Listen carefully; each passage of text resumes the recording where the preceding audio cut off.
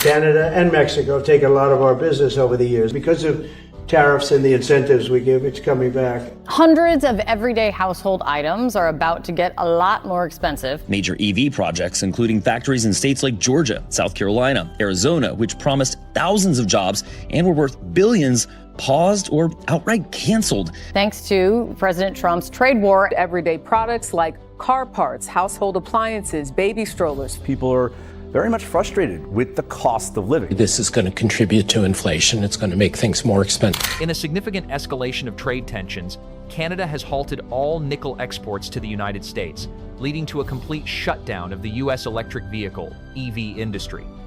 This move comes in response to President Trump's imposition of sweeping tariffs on Canadian goods, including a 25% levy on electric vehicles. YouTube, the U.S. electric vehicle sector, heavily reliant on Canadian nickel for battery production, now faces a severe supply chain crisis.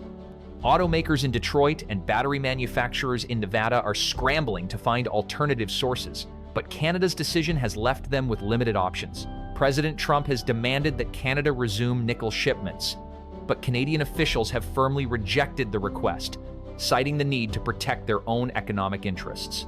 The situation has led to widespread disruptions in the U.S. automotive industry, with production lines at a standstill and workers in industrial towns facing major consequences.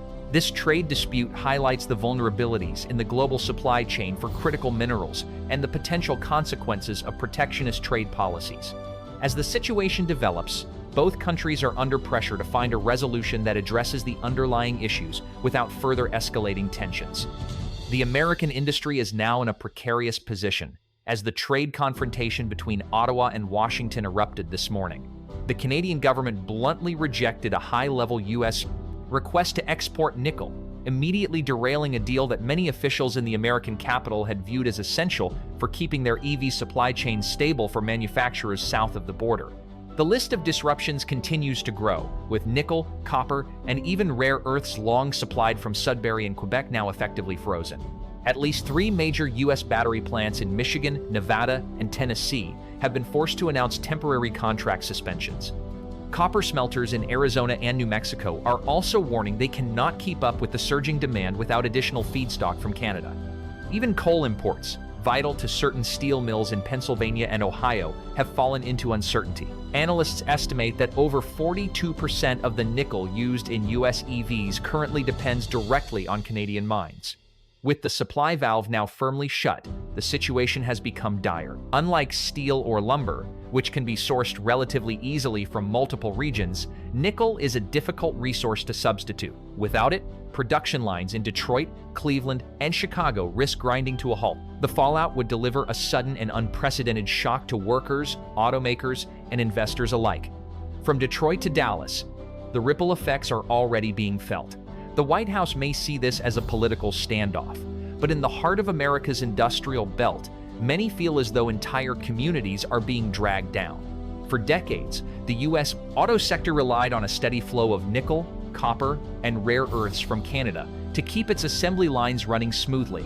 Now that the pipeline of raw materials has been cut off, the issue has moved beyond policy rhetoric and turned into a stark reality. Across industrial cities, from EV plants in Michigan to steel mills in Ohio, the fallout is evident through staff cuts, disrupted shipments, and halted production lines.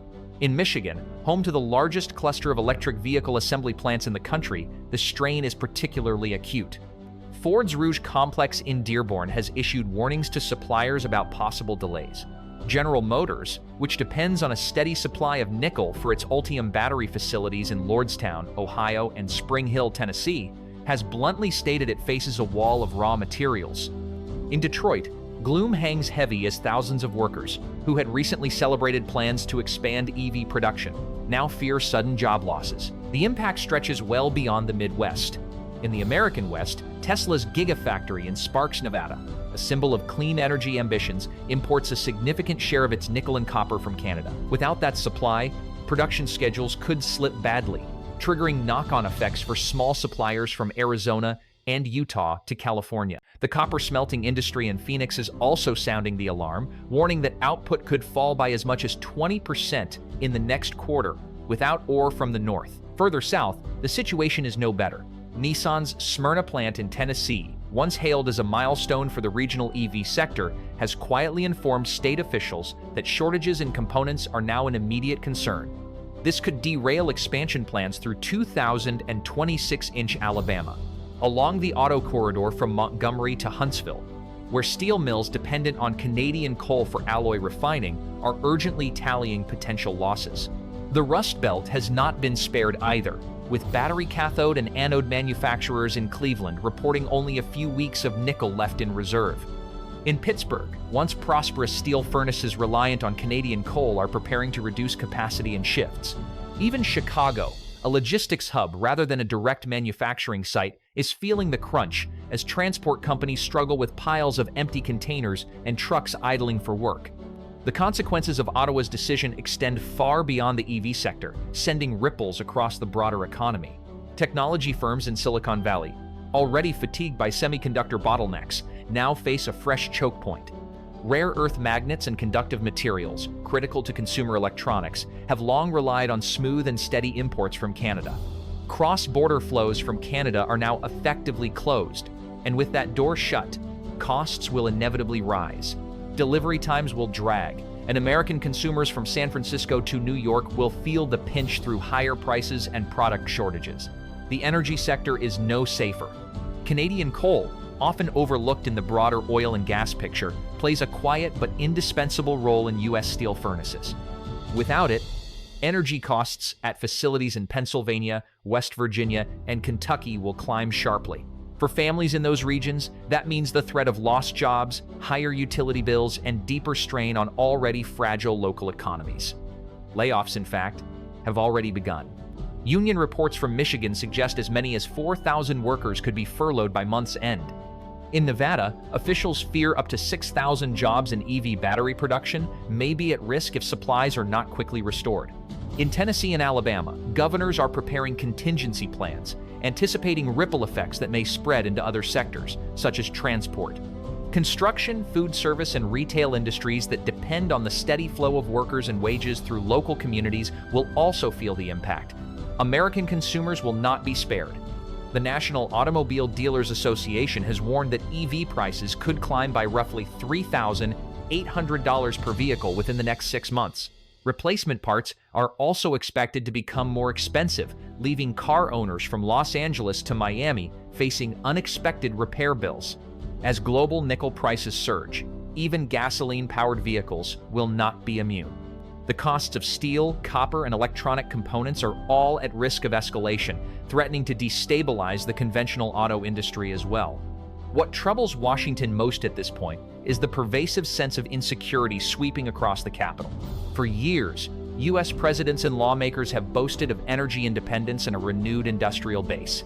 Yet the reality now laid bare tells a different story.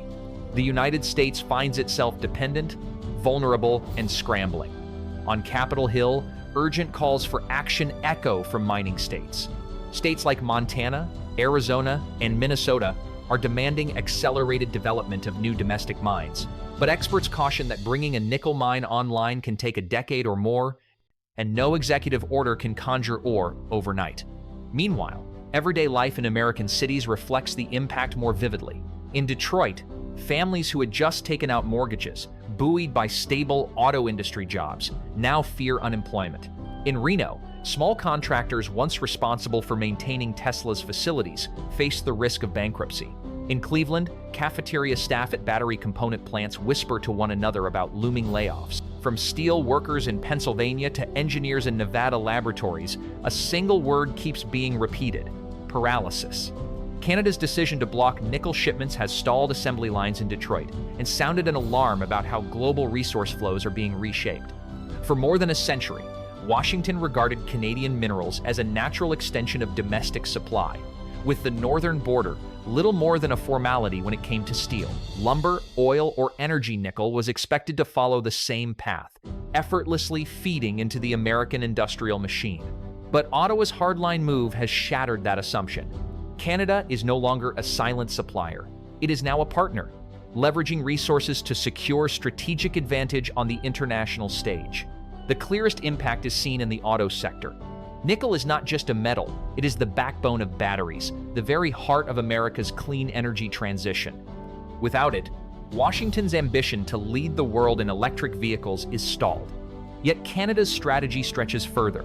By halting the flow of nickel, copper, and other critical minerals southward, Ottawa has positioned itself as the gatekeeper of next-generation technologies from electric vehicles and smartphones to defense systems and renewable power grids. At the same time, Canada is throwing open the door to cooperation with Europe and Asia. In Europe, automakers have long sought to reduce dependence on both China and the United States. Now, they see Canada as a natural choice. Germany has dispatched delegations to negotiate long-term agreements, linking Sudbury's nickel mines directly to EV hubs in Bavaria and the Ruhr. France has proposed a formal trade deal to grant Canadian nickel tariff-free access to the EU. If realized, American firms would be disadvantaged, forced to pay higher input costs than their European rivals. In Asia, the pace is even faster. Japan, worried about post-pandemic supply chain vulnerabilities, is moving to lock in Canadian nickel to safeguard its domestic auto industry. South Korean battery giants, such as SK Innovation and LG Energy Solution, have also begun talks, signaling readiness to sign long-term contracts in exchange for stability. And China, America's greatest rival, is hardly standing aside. After years of dominating rare earth extraction and processing, Beijing now sees Canada as both an opportunity to expand influence and a way to expose Washington's vulnerabilities. Chinese firms are preparing investment offers and infrastructure in exchange for mineral access. With global demand soaring, Canadian companies may find such deals hard to refuse. Should Beijing secure a foothold in Canadian mineral exports, the United States would face the prospect of being squeezed by both a close ally and its chief strategic competitor. The symbolism of this shift could not be clearer. Canada has transformed from the default supplier into a strategic player, holding the leverage to reshape the global resource order. Throughout the 20th century, America built its industrial power on the assumption that neighboring countries would always serve as compliant suppliers. Lumber from Canada framed sprawling suburban neighborhoods across the United States. Crude oil from Alberta fueled refineries in the Midwest. Steel and nickel from Sudbury reinforced bridges and skyscrapers. This quiet dependency was rarely debated, as both supply and prices remained stable. But the events of the past month have shattered that illusion entirely.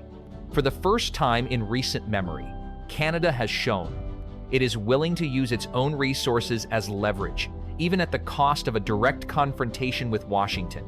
The message to the world could not be clearer. The United States, long accustomed to viewing itself as the commercial hub of North America, can no longer assume privileged access to resources within its own hemisphere. Brussels and Tokyo have quickly adjusted their strategies, no longer bystanders but beneficiaries of the vacuum left behind by Washington. For Ottawa, this is not merely a short-term victory, but an opportunity to elevate itself alongside resource giants such as Australia, Brazil, and Indonesia, countries capable of shaping global markets. What Washington now faces is a shifting balance of power. To the north, Canada's mines, once considered supplementary, have become critical points on the global resource map. Every ton of nickel shipped to Europe or Asia is 1 ton less available to the US. Every long-term contract signed abroad weakens America's bargaining power. And with each day the blockade continues, the story becomes clearer. The United States no longer controls the supply chains on which its economy relies. For Donald Trump and his supporters, this is a bitter image to swallow. He built his political brand on promises of reviving American factories, safeguarding jobs, and cutting dependency. Yet reality has revealed how fragile those slogans are in the face of resource insecurity. For critics, this is proof that rhetoric cannot replace structural strength. For supporters, it is a wake-up call that the U.S. must impose higher tariffs, pour in subsidies, and accelerate domestic extraction. But the bigger picture stretches beyond America's internal debate. Ottawa is aligning with a global trend of resource nationalism. Indonesia has tightened nickel exports to boost its domestic industry. Chile has partially nationalized its lithium sector. African countries are pushing to renegotiate mining contracts to secure greater benefits for local communities.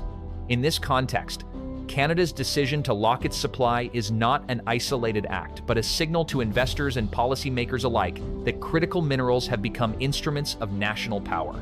If Ottawa secures long-term deals with Europe and Asia, the U.S. risks being pushed off the table. Once agreements are signed, reversal is unlikely.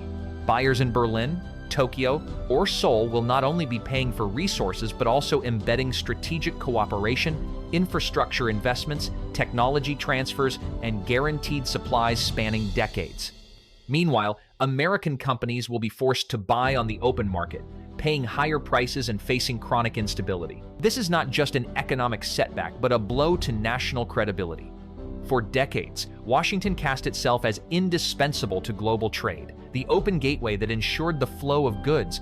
But if even Canadian nickel can no longer be counted on, how can the U.S. convince others to align with it against Beijing or Moscow? That credibility gap may haunt American diplomacy for years to come. While other nations seek to ensure themselves by striking agreements with mid-sized powers like Canada, in Ottawa, the blockade is being seen as a turning point. Domestic media have called it a mineral awakening, a declaration that Canada can step out from the shadow of its southern neighbor and claim a central role in the global economy. International capital is beginning to flow in. European automakers, Japanese trading conglomerates, and even investment funds from the Middle East are seeking opportunities in Canada's mines and smelters. With every deal, Canada grows less dependent on Washington and more firmly tied to a multipolar global network. The ripple effects across American cities are fueling serious concern. Detroit, Cleveland, Pittsburgh, Reno, and Nashville all rely on the steady flow of minerals and metals to sustain jobs and economic growth. When those supplies are cut off or redirected to Europe and Asia, local economies risk stagnation. And once a supply chain moves away, it rarely comes back. A battery plant in Tennessee that pauses today may see its long-term contracts flow straight to South Korea or Germany. A steel mill in Pennsylvania that cuts back shifts could find its customers switching to European suppliers. These small fractures, compounded over time, can snowball into structural recession. Meanwhile, global competitors are seizing the moment. China views this as proof of American weakness, highlighting that even close allies such as Canada will not yield to Washington. European leaders see it as further reason to reduce dependence on the U.S., advancing a strategy of independent security. For Brussels and America's rivals, the message is clear. The era of unchallenged U.S. dominance is fading, while new centers of power are rising. In Washington, response scenarios are being hotly debated. Some voices are pushing for accelerated domestic mining, despite long lead times and environmental barriers. Certain lawmakers are calling for a thaw with Ottawa, even suggesting tariff concessions to restore supply. Others urge expanded cooperation with Australia and Brazil, though this would mean higher costs and longer shipping routes. Whatever path is chosen, immediate solutions are nearly impossible, leaving the West at risk of falling behind in the critical minerals race. The risks extend well beyond nickel. This is a test of how America adapts in a world where resources are increasingly weaponized. If Washington cannot secure supply from Canada, how can it hope to compete for cobalt from Congo, lithium from South America, or rare earths from Asia? The outcome of this crisis will shape not only the EV sector but also the economic future and geopolitical standing of the United States. In the short term, the clock is ticking. Auto industry leaders in Detroit, Reno, and Nashville have warned that unless nickel supply is restored soon, new vehicle launches will be pushed into next year. That means dealerships from Ohio to California may delay plans, leaving customers disappointed and creating openings for foreign competitors. Prices are already climbing. Market forecasts suggest nickel could rise by as much as 40% in the next quarter. Consumers will face more expensive electric vehicles, pricier household electronics, and higher production costs for everything from smartphones to solar panels. The average American family could spend hundreds of extra dollars over the holiday season. Inflation, which had shown signs of easing, now risks flaring back up. Policymakers are scrambling for alternatives, fast-tracking mining permits in Montana, Minnesota, or Alaska, or seeking new agreements with Australia and Brazil. Yet such supply chains would involve shipments halfway around the world, more expensive, slower, and less reliable than hauling directly across the Canadian border. Meanwhile, Ottawa is reaping major benefits, as nickel and copper are redirected to Europe and Asia at higher prices, secured through long-term contracts. Once these deals are locked in, the U.S. will find it extremely difficult to win back market share. For Canada, this is a historic chance to step out of the long-standing shadow and position itself as a global hub for mineral trade. European automakers, Japanese conglomerates, and even Middle Eastern investment funds are moving to secure stakes in Canadian mines and smelters. With every new agreement, Canada grows less dependent on Washington and more deeply embedded in global networks. For the United States, however, this is a painful shock. From Detroit to Silicon Valley, from factory workers in Michigan to middle-class families in Nevada, the pressure of this standoff is being felt. The deadlock with Ottawa has exposed the fragility of supply chains once thought untouchable. What began as a tariff dispute has now escalated into widespread paralysis. Reaching into every corner of the American economy, Canada has drawn a red line, and the consequences will last for months, if not years. We will continue to follow developments closely because the next step in this confrontation between the US and Canada could reshape the entire future of North America's industrial base.